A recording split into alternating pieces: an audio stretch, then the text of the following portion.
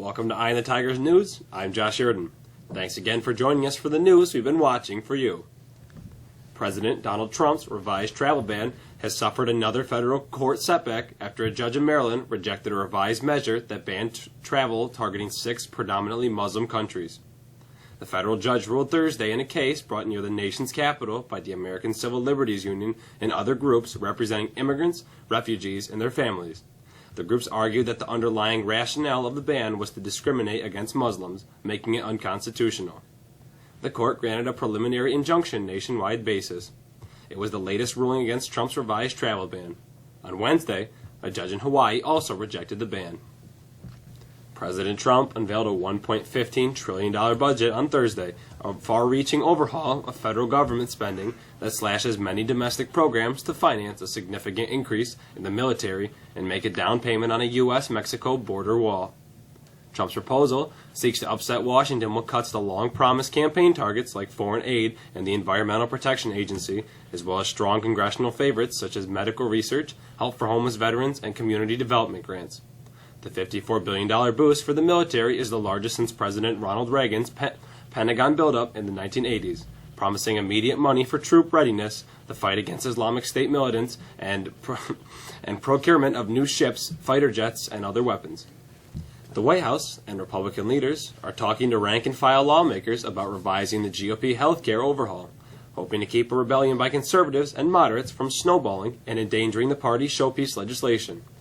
4 days after a congressional report projected the bill would pry coverage from millions of voters, signs of fraying GOP support for the legislation were showing. The measure would strike down much of former President Barack Obama's 2010 overhaul and reduce the federal role, including financing, for healthcare consumers, and is opposed uniformly by Democrats. In a fresh test of Republicans' willingness to embrace the legislation, the House Budget Committee was considering the measure Thursday. A U.S. indictment of 2 Russian intelligence agents and 2 hackers alleged to have stolen more than 500 million U.S. email accounts in 2014 has cast a spotlight on the intertwining of the Russian security services and the murky digital underworld. The officers of the powerful FSB, Russia's Federal Security Services, are accused of employing cybercriminals to access Yahoo's systems and steal data on millions of ordinary users, as well as U.S. and Russian officials, Russian journalists, and executives at large companies. Interviews with security experts, hackers, and people close to the Russian cybercriminal world suggest that the FSB ties to cybercrime date back years and are mediated through a web of intermediaries and lubricated by blackmail and cash. Syracuse.com was reporting this morning that a child in western New York died Wednesday when a snow tunnel he was digging collapsed on him, the Niagara County Sheriff's Office said. At about 3:40 p.m., sheriff's deputies, firefighters, and paramedics responded to Aiken Road in the town of Pendleton, about 15 miles north of Buffalo. The sheriff's office said a 10-year-old boy was reportedly trapped in a pile of snow against the building. The boy had apparently been digging a tunnel into the pile of snow when it collapsed on him, authorities said. Britain's Newcastle University says its scientists have received a license to create babies using DNA from 3 people, the first time such approval has been granted. The license was granted by the country's fertility regulator on Thursday, according to the university. In December, British officials approved the, quote, cautious use of the techniques, which are intended to prevent women from passing on fatal genetic diseases to their children. Last year, U.S.-based doctors announced they had created the world's first baby using such techniques, after traveling to Mexico to perform the methods, which have not been approved in the United States. 2 feet of snow, and 2 snow days later, it looks like the winter is holding on. Here's Alexis with the forecast.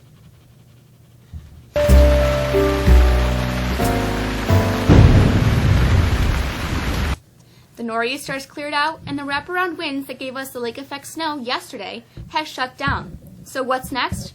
Well, more winter is what's next, at least for the next several days. We get a little bit of reprieve today with a mix of sun and clouds, but high temperatures won't get above freezing. We fall back into the teens tonight. For Friday, we can expect much of the same. The sun will be filtered through some high clouds, but remain below normal in the temperature department. We won't get above freezing. On Saturday, we can expect some snow showers, although right now it doesn't appear the snow will be very substantial. Highs reach the upper 30s. Clouds and peaks of snow for Sunday, with the temps again below normal. A longer range view shows much of the same for the near future. Actually, there's initial data out today that shows even colder temperatures for the middle of next week that could spark up some more lake effect snow showers. That's the wintry forecast. Have a good weekend. I'm Alexis.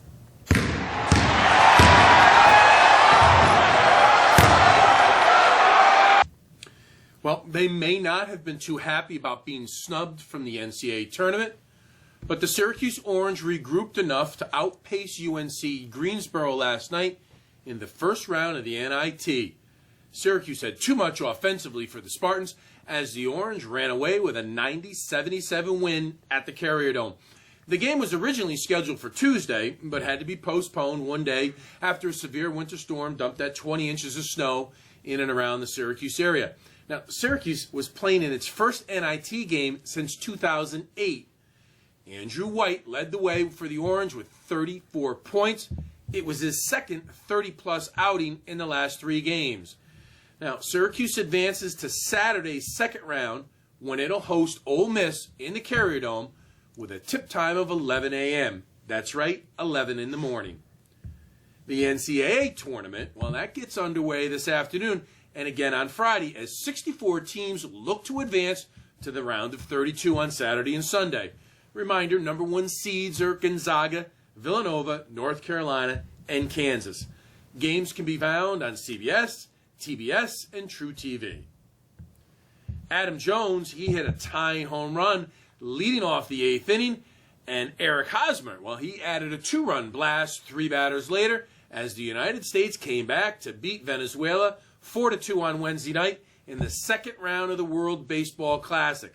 Jones played at nearby Morse High School. Well, that's just 8 miles east of San Diego's Petco Park. His father and brother both served in the military. After being shut down for the first 5 innings by Seattle Mariners ace Felix Hernandez, the Americans broke through against Venezuela's bullpen in the Pool F opener for both teams. That's a real quick look at sports. We hope you have a great weekend. That's all for us. On behalf of Eye of the Tigers News, we'll be back on Monday. Have a great weekend.